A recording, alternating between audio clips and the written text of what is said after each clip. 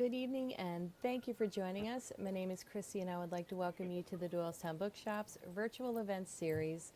We are thrilled to welcome critically acclaimed author Nisha Sharma and Jyoti Khan, Instagram's Mama Jotes, as they discuss Radha and Jai's recipe for romance in combination of To All the Boys I Loved Before and A World of Dance in a love story that combines food, dance, and a hint of drama to cook up the perfect romance. They will discuss the book for about 30 minutes. After that, they will take questions from you, the viewers. If you would like to submit a question, please click on Ask a Question on your screen and enter your question there. If you're watching from a phone or tablet, click the icon with the question mark to submit your questions. If you would like to purchase the book from the Doylestown or Lahaska bookshops, click the button on your screen that says Buy the Books. We have convenient curbside pickup at both of our stores, and we ship worldwide. Now, a little bit about our guests. Nisha Sharma is the critically acclaimed author of My So-Called Bollywood Life, a Kyrgyz-starred reviewed YA romance and NPR Best Book of 2018. She is also the author of The Takeover Effect, a Library Journal starred review of adult contemporary romance and the first installment of the Singh family trilogy. Her writing has been praised by Cosmopolitan, Entertainment Weekly, Teen Vogue, BuzzFeed, and more.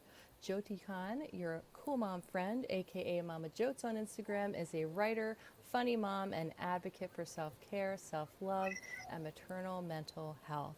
With a background in stand-up comedy and improv, Jyoti guarantees laughs through her reels, posts, and stories. She is the executive editor for Chai Girls, a division of Chai Mamas LLC, and a contributing writer for Brown Girl Magazine's parenting vertical. She has a master's in fine arts in writing for children and young adults from Hamline University and is working on her first book. Hello, ladies, and welcome. Thank you. Thank you. You're welcome. I can't wait to hear all about the book. It's coming out tomorrow, and afterwards we'll take some questions from the viewers. Thanks so much. Okay, Jyoti, I think you're up. Hello. I am so excited to be here. Nisha, I think you're going to give a little bit of an intro to Radha and Jay's recipe for romance Yeah, first. sure. I'd be happy to. I'm so excited. My second young adult book is coming out tomorrow. This was one of those like passion projects that was kind of like pulling teeth when I wrote it, but I was so incredibly happy when it was finished because I was, really proud of the end product. Um, Radha and Jay's recipe for romance is about a internationally acclaimed Kathak dancer who's she's 17 when she ascends to the International Kathak Classics competition when she finds out like this terrible secret that her mother has, and she walks out before the finals. So she just leaves her Kathak career behind.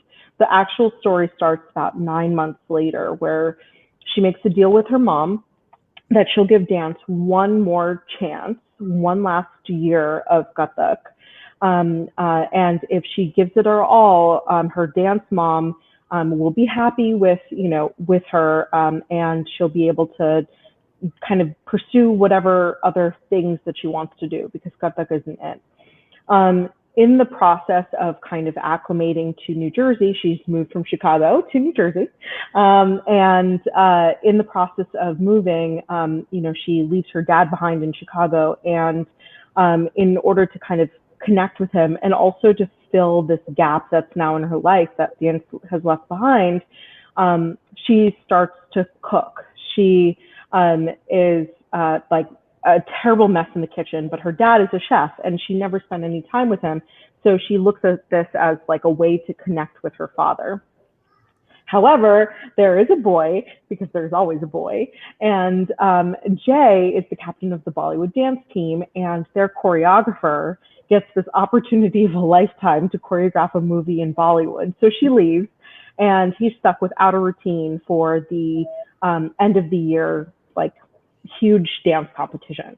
But they do have a new Kathak dancer who's part of their school now. So they partner up because they both know that they need something out of this performance at the end of the year, and they fall in love in the process. So it's food and dance, and there's also like anxiety representation in the story because Radha has a lot of anxiety, and there's socioeconomic class differences between the characters. Food and dancing are two of my favorite things. I was trained in Kathak for 13 years, and Yay! I eat anything that's put in front of me. Yes, it's so beautiful. And, they have, you just touched base on it, but Radha and Jai's recipe for romance has two separate passions that are equally explored, right? Dance and cooking. And so what are the origins for both of those, and why did you want to tackle them in the same story? So that's a really good question, because it's something that I wrestled with when I was drafting the novel. So when I sat down to write Radha and Jai's recipe for romance, I knew that I wanted to write about Bollywood dance.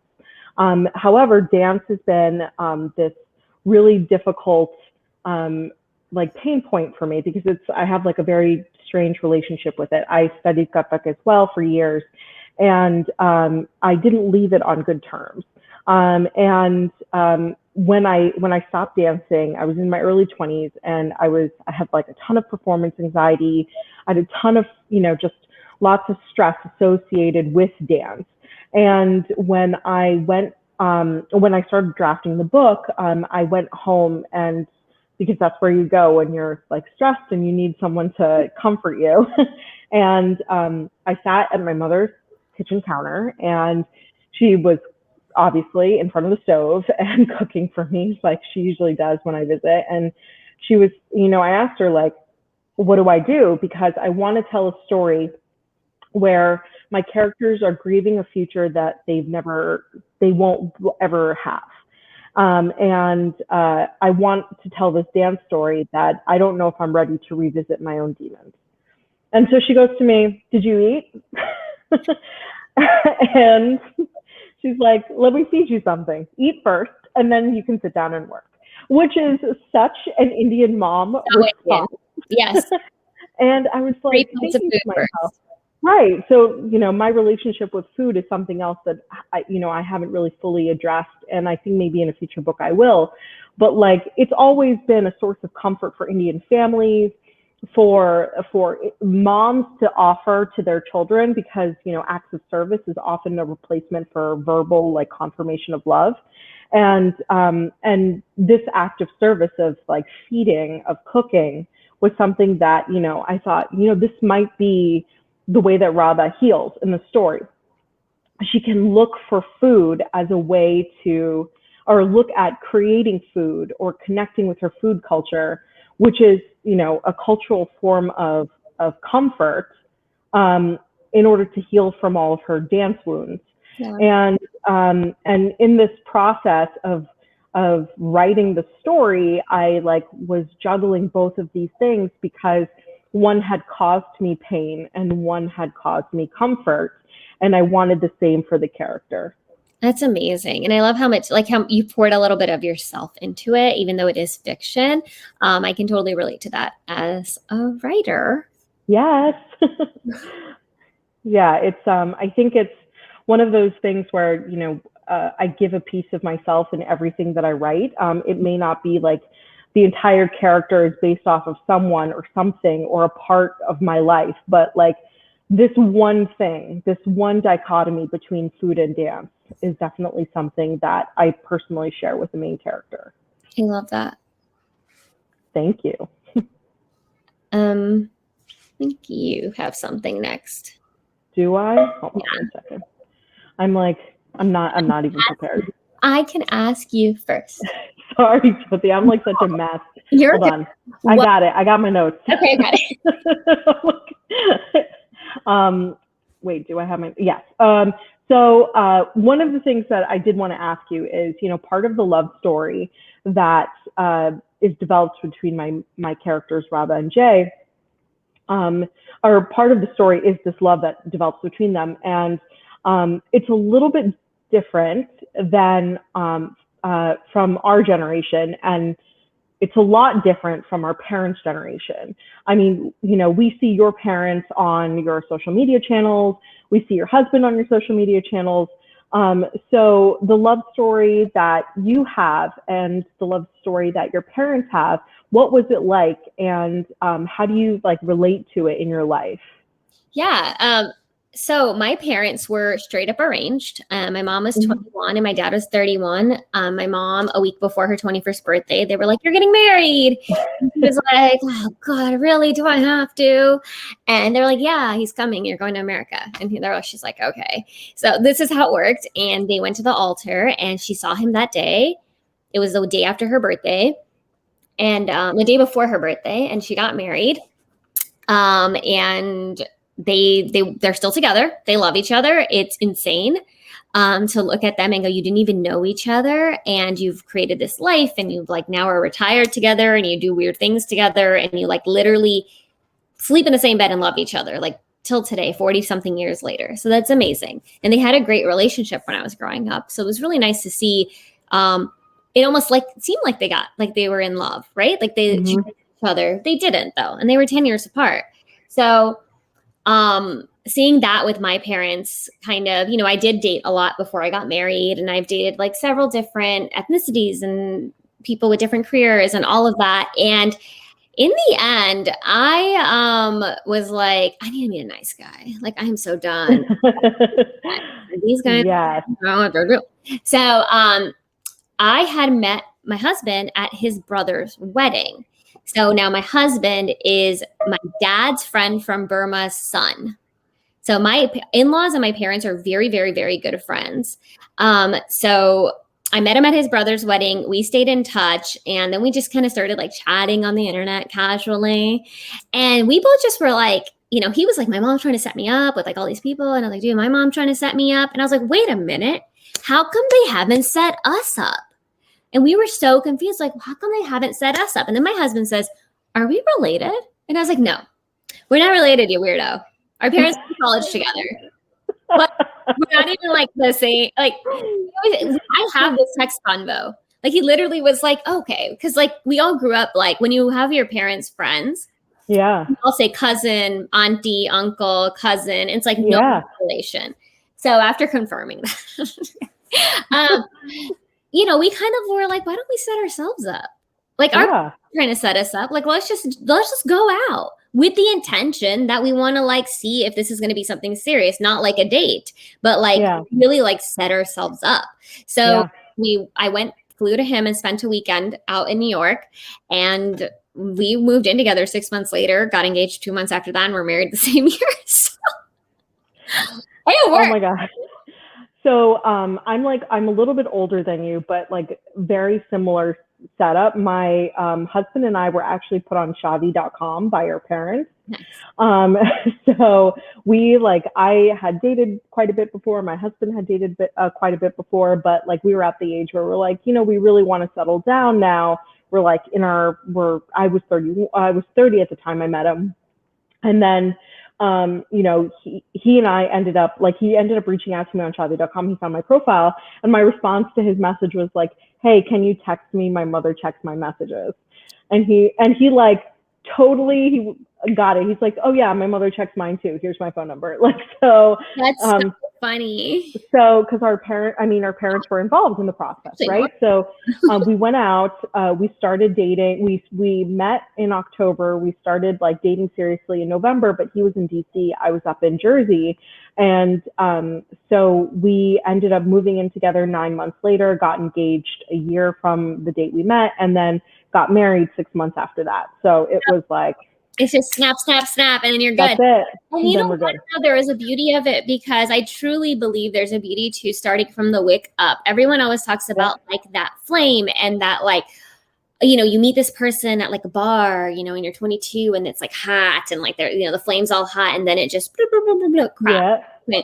But what, my whole thing has always been like, what if you start from the wick? Like, what if you just start from like an inner, screw the flame.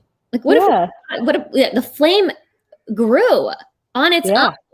And it's so interesting to, instead of starting with this flame, and rather you have this intention, right? Like the same intention from both individuals, almost like an arranged marriage, but you did it yourself. Right. And that flame, like I was saying earlier, like, my husband and I's marriage has never been stronger or better. Like, and it's just so interesting, Yeah. It's like absolutely in between. I 100% agree. I mean, especially during the pandemic when a lot of my friends were like, I cannot wait to get out of my house because I'm like constantly seeing my husband. I was like, we love being together.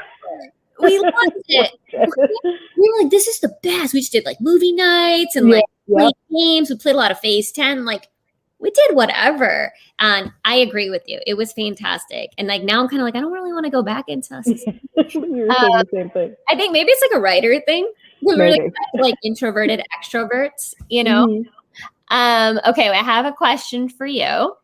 So Radha and Jay are pursuing dance and medicine as their choice of careers. Similarly, I am in a profession that isn't typical compared to my husband, who's a doctor. So, and you're a lawyer / writer, and you married an engineer. So we both did like this, we talked about this a little bit. Like we did this we married we're like in a very traditional role, but we're also very untraditional. Yep. So we're both, along with your characters and relationships, that highlights the difference of non-stereotypical career paths, right? Like writer, creator, influencer, writer, lawyer. What was that? Why was that important for you to include in your book too? So I think like this goes back to why we write. Like I haven't seen a lot of myself in the media that I consumed growing up. And I always wanted to see more people who were like me, who loved things like me in the books that I read and the shows that I watched and everything. So, I think that the reason why I'm usually try to include non-traditional careers in my books is because of that. I have to say, like my next novel that's coming out in March is very typical careers. I have a doctor and a lawyer. But at the same time, like, despite their very traditional careers, they're choosing non-traditional ways to use their careers. And that's very similar to like what Jay's path is in Radha and Jay's Recipe for Romance. Jay wants to become a doctor because he's very close to this like adopted grandfather figure who suffered from a stroke and who has these residual, the residual effects of having a massive stroke. And Jay's father is a paraplegic. And so the reason why he wants to go into medicine is to not only help people in his family, but also to help people in his community. And I think that's something that, it's a little bit different than when we were raised, and it's like, be a doctor because of the money, be a doctor because the income, the respect, the prestige is important. You have to be the top of your field. You have to publish, you have to whatever because of the money. And so, I still in some ways, which is false advice. Like that's not how you make money, but go ahead. Yeah, I 100% agree. That's, I'm still paying my law school loan, so I can 100% attest to that. I think even with the traditional careers, flipping it on its head is important, because even if you want to be those things, like there should be other types or other ways to represent it in the media other than the stereotypes that we've been presented with growing up. Yeah, I like that. And I like that it's, it's different and it's coming from a different lens as well. I think it's my turn, right? It's your turn.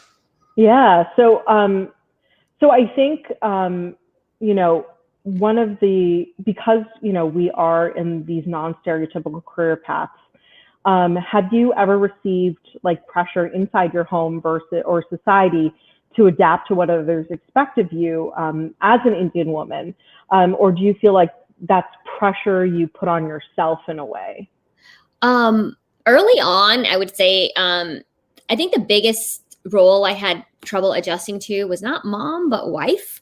Wife is definitely like my hardest role to adjust to, because there's just this like stereotype of being an Indian wife, and not only just an Indian wife, but an Indian wife to a doctor. So now you become like a doctor's wife. Yeah. And culturally and familially, like in my extended family, like it's a role, and each auntie was the same. Like they were doing the same thing. So it was like, I was like, okay, well now I have to fill this role and wake up and make wraps for my husband and take care of him and all this stuff. And then it took me a not very long time to realize that's bullshit.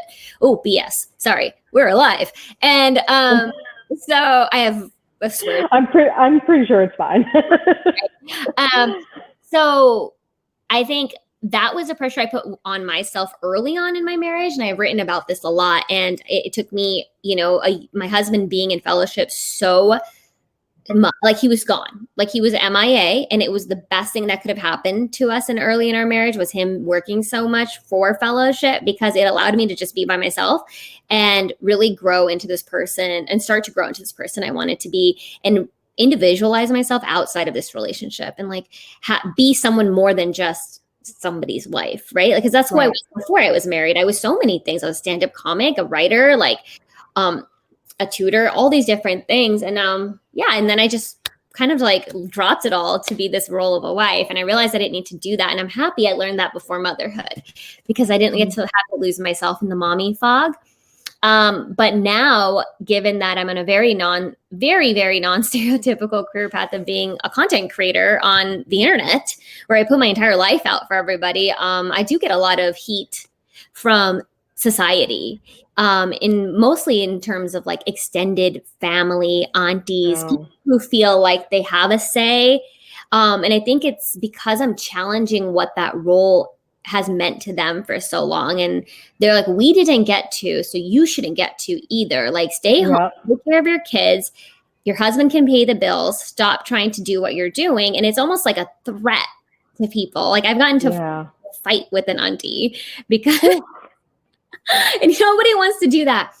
And it is, and culturally, it is a little bit of a threat when they see women like us choosing to do non-traditional career paths. Or, it's like, well, if you're not going to be stay a lawyer or a doctor or an engineer, like, why are you working? Stop working. Like, and so it's almost like they're affronted, right? Like they're affronted by it. Well, I think it's more of like resentment. Like they're resenting us. And this isn't everybody. I have aunties that cheer for me 100%, but there's a nice crew of people who have resentment towards like, I didn't get to do it, so you don't get to do it. Like, stay in your place, girl. And they don't like this whole like feminist act of being a feminist. So regardless, I'm fully supported with my immediate family and my husband and all of that. But I will tell you, the best question that I get from every aunt is, I can't believe your husband lets you do this. And I'm like, no one needs to let me do anything. Like, I am my own. Oh my gosh. So yeah, society will do that. I get the like, what do you think? To my husband, they usually ask my husband, like, what do you think about her writing those romance novels? Like how do you feel about letting her, write those romance novels? That word gets you after a while. The word "let," because no one's like, how do you feel about letting your husband work 4 days a week in the office? Okay, thanks for that. But for everyone who's watching, I highly recommend reading Jyoti's like piece in Brown Girl magazine, because I think you have like that extended piece about developing your like identity that's separate from your marriage, which I think is really a great read. Thank you. I appreciate that. I want to keep showing women that you can have both. You don't have to adjust or like feel like you have to like change yourself to be in this role, a traditional married. Because I think there is like a big battle going on right now with the next generation of, do I want to get married and not do this? And it's like, you can actually have both. Yeah. You can have definitely it too. It's really the right person. With all the cooking, I'm going to move to the next question. With all the cooking you did in this book and the writing about dance, did you find we kind of talked about this a little bit, pieces of yourself in the writing process. So let's skip to the next question and say, what was your favorite lesson learned from the book? So when I was like working on like the recipe pieces, because a lot of the chapters start with a recipe. There are no measurements, because that's not how my mother was learned. That's not how Radha learned. But I think in the process of like diving into food culture, I learned so much about how connected we are to the food we eat. So like, what do I mean by that? So it's like a rite of passage, right? For mother to daughter to mother to daughter to pass on either not so much the recipes themselves, but the methodology and the stories behind recipes. Like there's this specific thing called chonk. So chonk is when you melt ghee and then you put your spices in the ghee until they splatter, then red chilies until the ghee becomes like this hot, spicy, flavored oil, and then you pour it on top of like a curry or whatever, right? So there's another tadka is the other way, right? I was like, that's not. So like Punjabi is chonk and tadka is like Hindi, I think. Okay. So my mom always does the chonk first, and then actually cooks in the pot that the chonk is in. And so it's like a inverted chonk, basically. Smart. So which like makes sense to me. Like it makes sense to her, it makes sense to me. She's like, my grandmother, you know, always taught me how, or my grandmother taught my mother, and my mother taught me how to do it this way. And like part of it is like small kitchen in apartment in Queens, New York. Part of it is just, you know, it's easier, it's quicker. And I have always found that when I cook now, I do it that way because I feel like it tastes better. And I wonder if that taste is connected to the history of the food that I'm making. So it's just like this connection. Nostalgic. It's like a nostalgic taste. Exactly. So like, I think I learned about the methodology and about the reason behind things we do. And that was so special because I was on FaceTime with my mom like once a week recipe testing to like just understand the food that I was talking about. And I was never really a good cook before then. And because in New Jersey, like I can literally call up any takeout place and get really great Indian food. And I went from like living with my parents to college where I lived so close. If I wanted Indian food, I'd just go home. Yeah. To living in New Jersey, which is like literally any type of food you can get, Indian food you can get. So I was spoiled, and this was like, I was in my early 30s, like learning about my food culture while I was writing it. So that was lessons learned. Cool. That's cool. I like that. I like that you're able to learn about like more about our culture. Yeah, definitely. So that leads to, wait, there was another question. There was a question that I had for you. Where are we? Oh, here we go.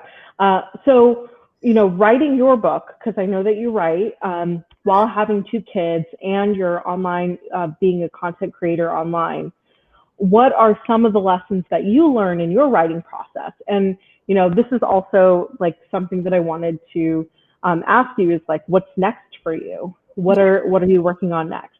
Yeah. So, oh my God, this year has been so good to me. I will tell you, going into isolation was probably the best thing I could have done because it kind of got me to start being less distracted. One of the things that I actually did this year was I went sober in January, and I stopped drinking your nightly wine and all that stuff. And it wasn't a consumption issue. It was more of a mindset issue. So there's this thing called sober productivity. And I don't know if it's a real term, but you get a lot done when you're not having a nightly glass of wine. Like I am telling you, like my brain is just on fire. Like it's just like, yes, let's go. So the best lesson I've learned is that I need to make the most of the minutes that I have. So when I don't have a nanny.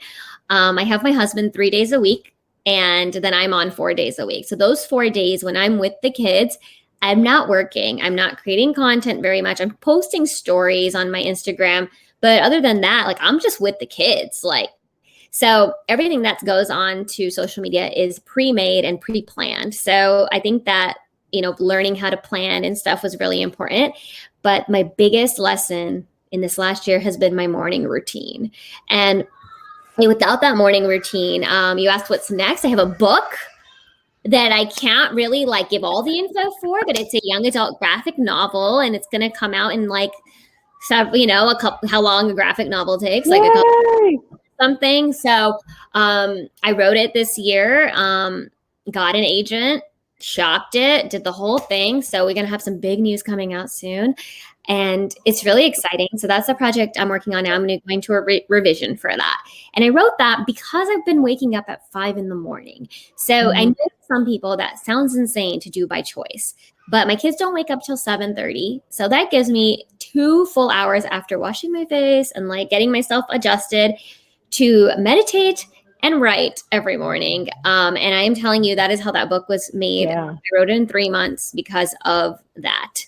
I would wake up every single day regardless. And it takes not only a morning routine, but it takes a night routine to put your phone away at 8 p.m., which is very hard for me because I just want to like be like, well, it's everybody. Yeah, I get DMs all the time. I want to answer, but I have to put my phone away. So we're going back into that mode. Future projects, I am working on something a little bit different for IGTV. That's going to come like probably oh no, decline. It's my brother. Coming to IGTV probably like January of 2022. So that's something I'm going to be working on. And then, and then just more writing projects on the side and stuff like that. And a lot of reels. Yeah. Like a lot of reels. Like I just had a reel that hit 22 million views and my mind was blown. My mind was blown. I was like, how is this possible? But it is. It's out there and it's really fun to do. So I'm just glad I'm enjoying it. That's awesome.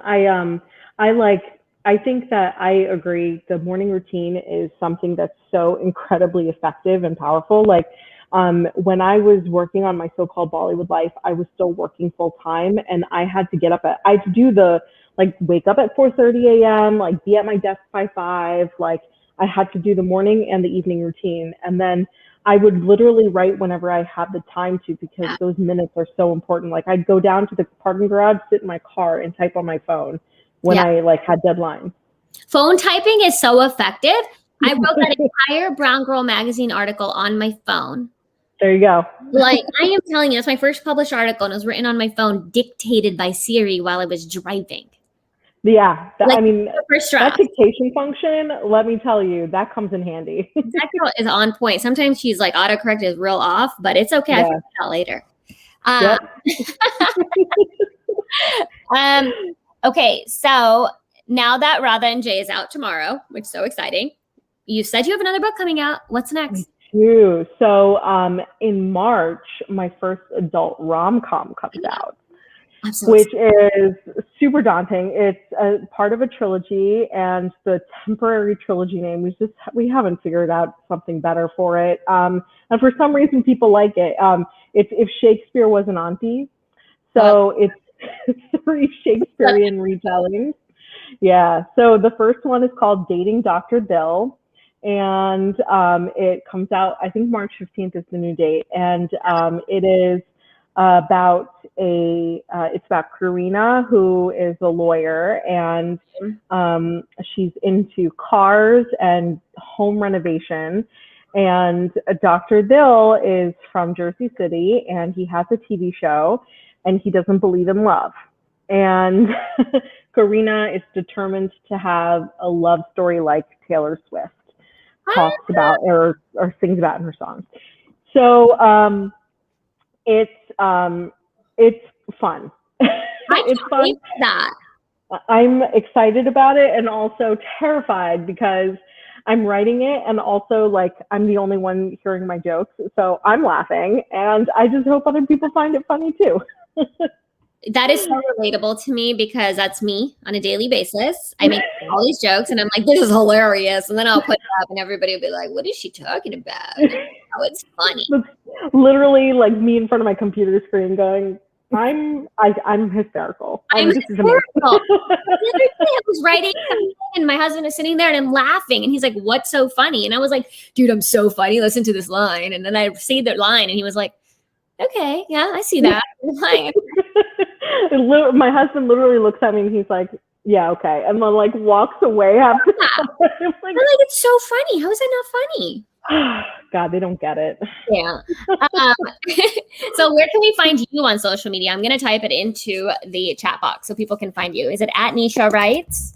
So at Nisha Writes, I'm on TikTok and I'm on Instagram and Twitter at Nisha Writes. And then my website is nisha-sharma.com.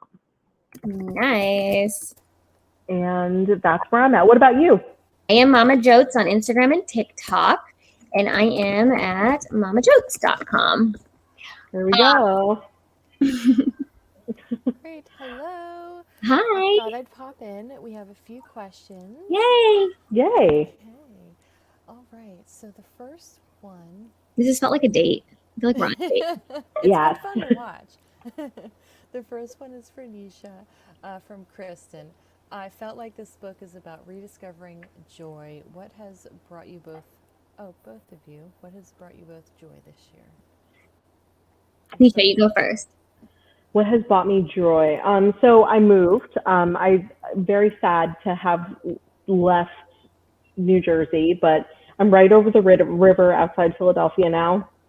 And what has brought me joy is that like I have this beautiful home that I'm hoping is my forever home.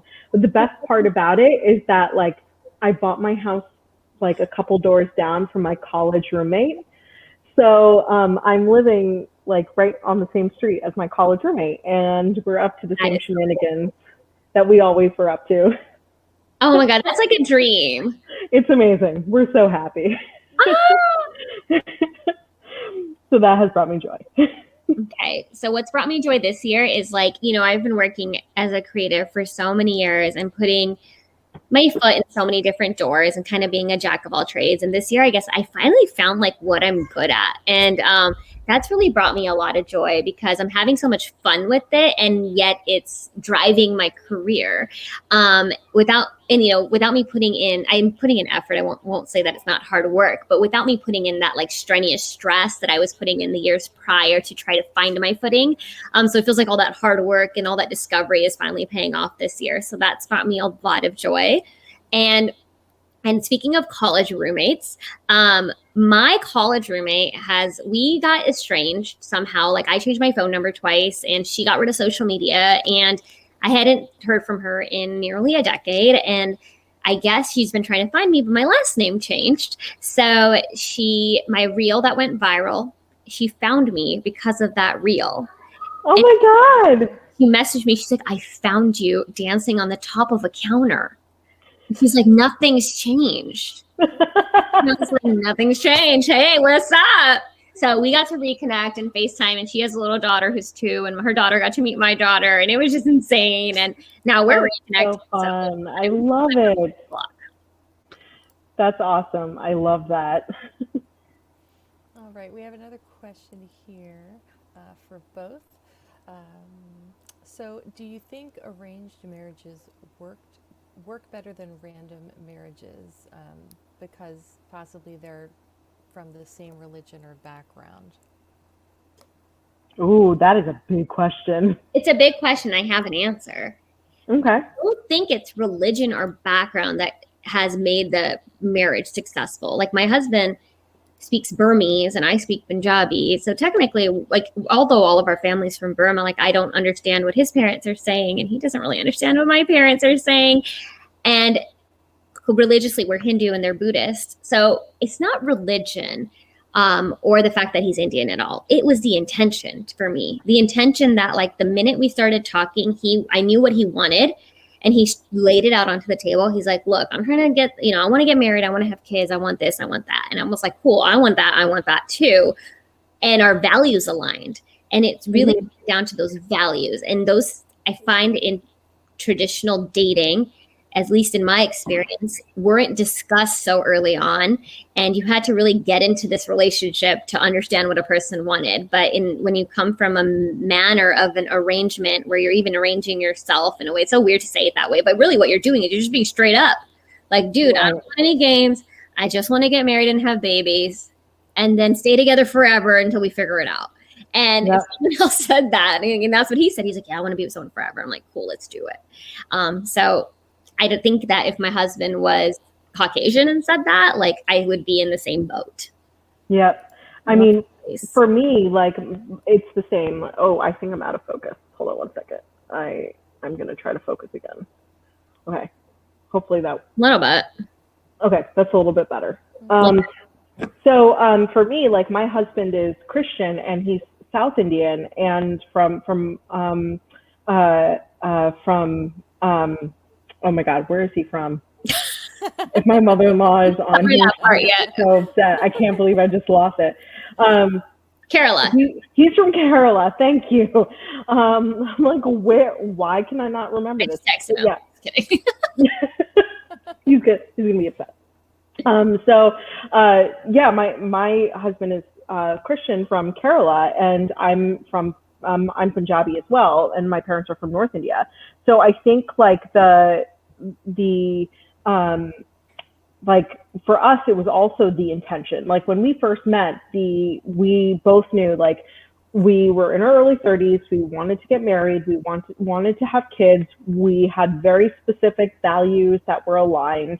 And we also knew that our parents also had like very similar upbringings and had, commonalities. Like our parents end up like getting along so well. Sometimes it's frightening. Like they went on vacation together and they like told us, after they booked it, like, oh yeah, we're leaving, peace out. So, this is like, these are the kinds of things that I think, if I was just dating someone, like Jyoti, you said, it takes a while to kind of get into that before you really discover those things. And so, intention, communication, and like shared values is really what creates I think like a really strong match. And those things are more important than, an immediate like attraction, sexual attraction, emotional attraction, or not emotional attraction, but physical attraction that is often like leading in other types of relationships. And I 100% agree with the physical attraction part, because like I actually was very physically attracted to my husband. He's a very handsome guy.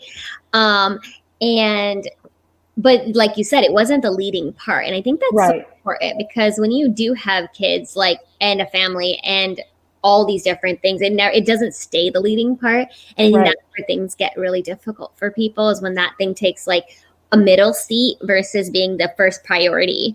You lose passion, as we say. But I had this conversation with a couple of girlfriends the other day, and who are single and looking to get married.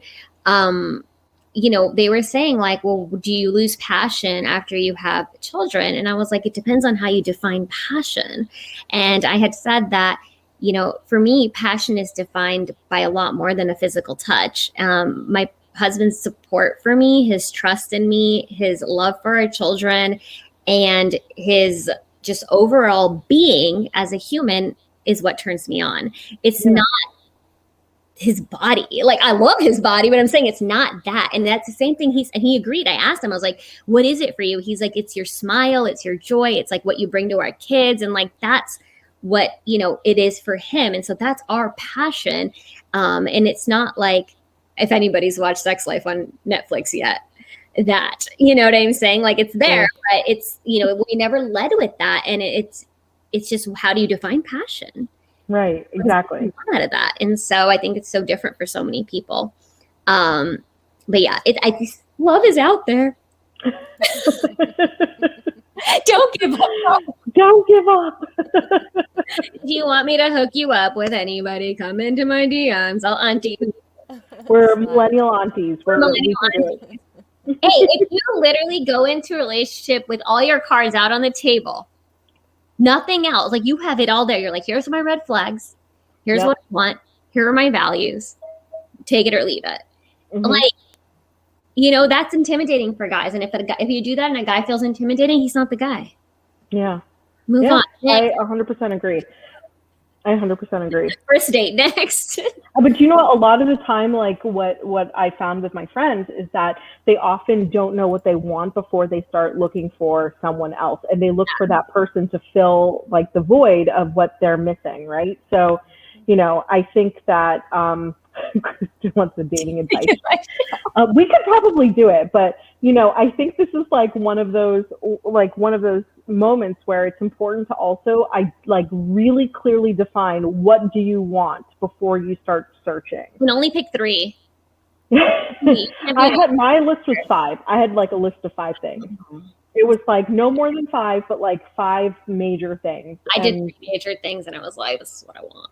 Yeah, no, like I feel like some of my things were self-explanatory, but like mine was like, you know, must live by themselves, who must either like be from my culture or respect my culture. It had to be one or two. Must have a sense of humor. Must also have ambition in their own career. Their ambition cannot be us. So they must have like a separate ambition. And the last thing is I must be able to fit into their sweatpants. Oh, that's amazing. That's a good one. That's a good one. Mine were must call his parents every day. Like that was on my list. Like he had to call his parents every day because I didn't want someone who didn't call their parents. Mm-hmm. That's not the relationship I have. And then must be educated and driven. Right. Mm-hmm. So, I don't care what you do, just do it well. Right. And the other one I put was must maintain an average body type. I like that. No, I like that 100%. I love the average body type. And he straight up said, he's like, I go on the treadmill 3 times a week, super average. I'll remain average. And he's remained average. And I was like, cool, I'm going to have abs. So we're good. I was like, if I can eat nachos with you and also like beat your Peloton stats, I'll be okay. There we go. Exactly. Like not unrealistic expectations. So those are like those 3 were like no, like you had to do it. Like it was like you have to do it. Like then you're out if not. So he had similar ones. So it is so interesting. Because Nisha, I haven't met many people who went into marriage in the same manner that I did because it is a very in between way.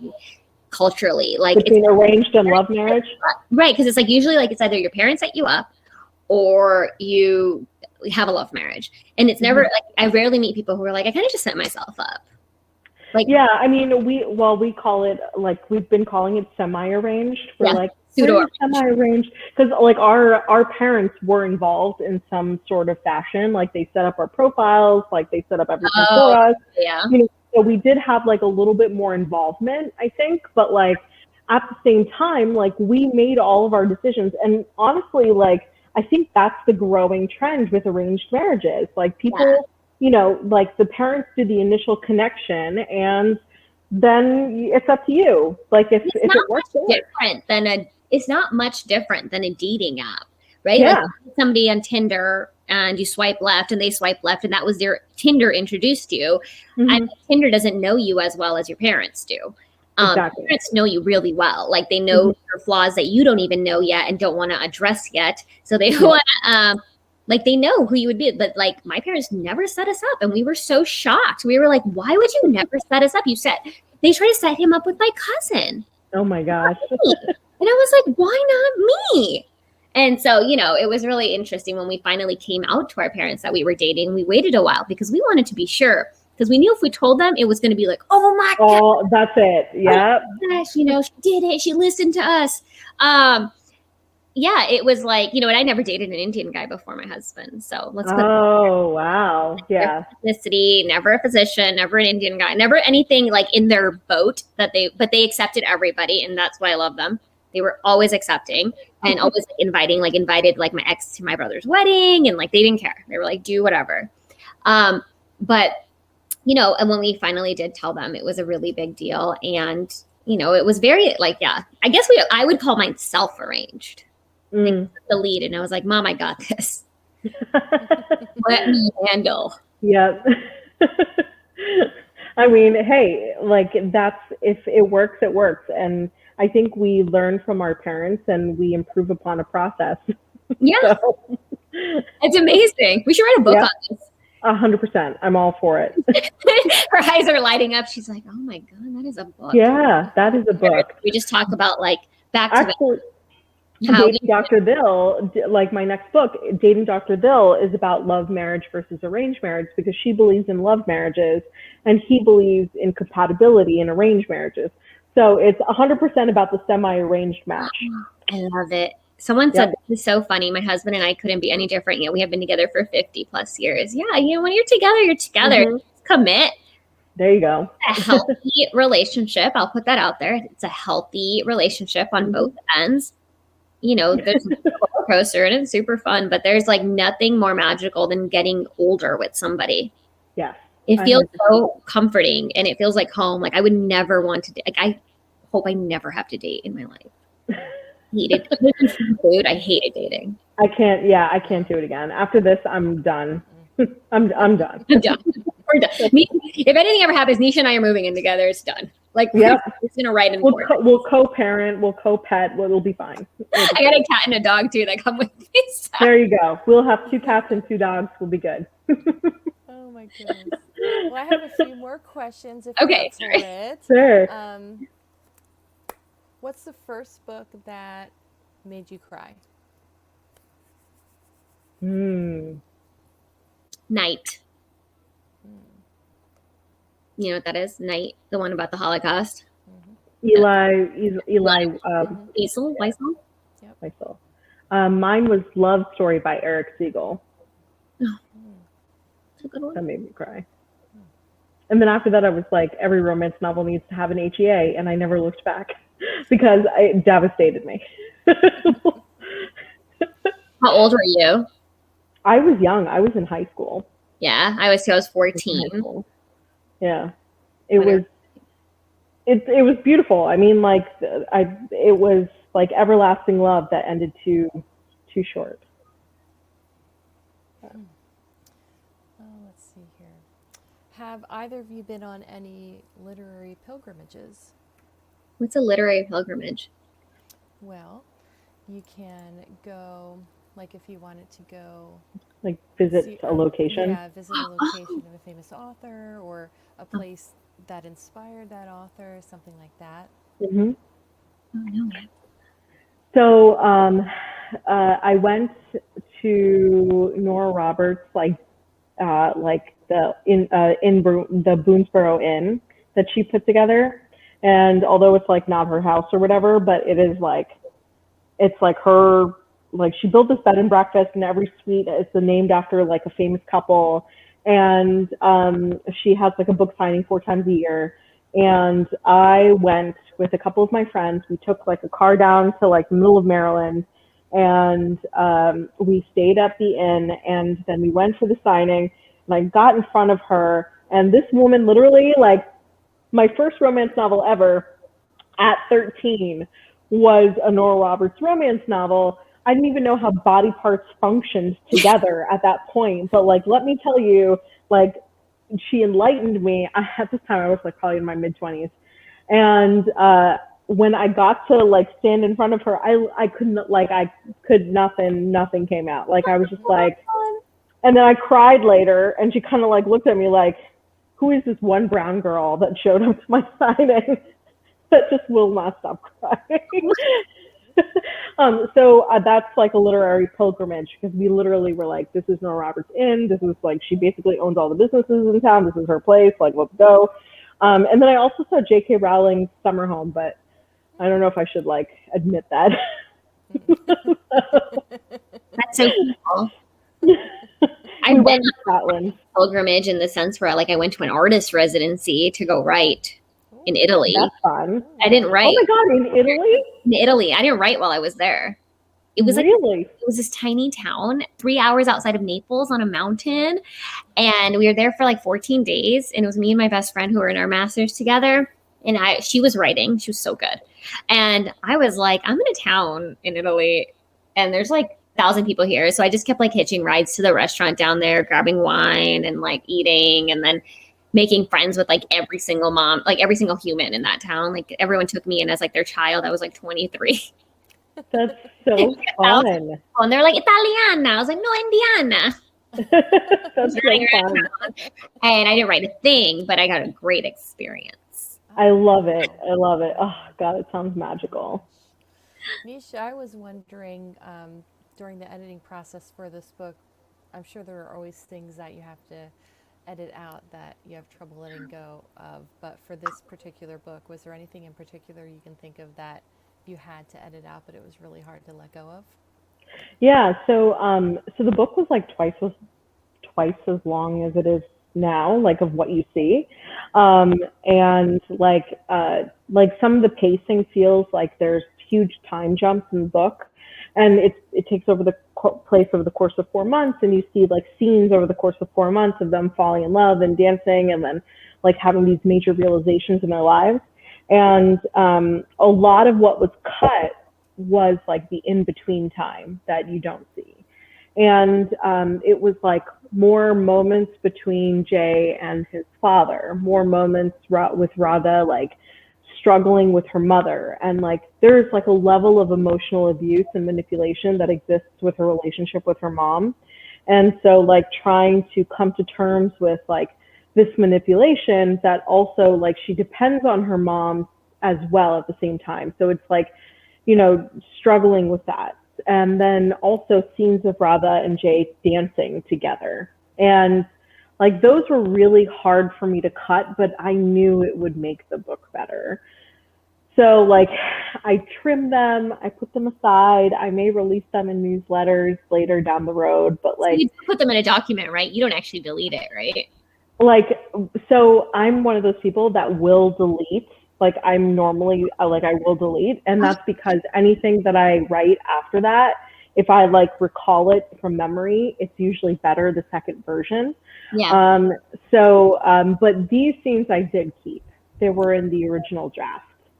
So, but those were hard to let go. But like they were very like, and the way that, you know, I was explaining it to my like critique partners and my friends is that like these moments that I cut were real. Like they were the real lived experiences, and often those aren't like fun for readers to see. He's coming to Oh, oh no. I'm sorry. Hi.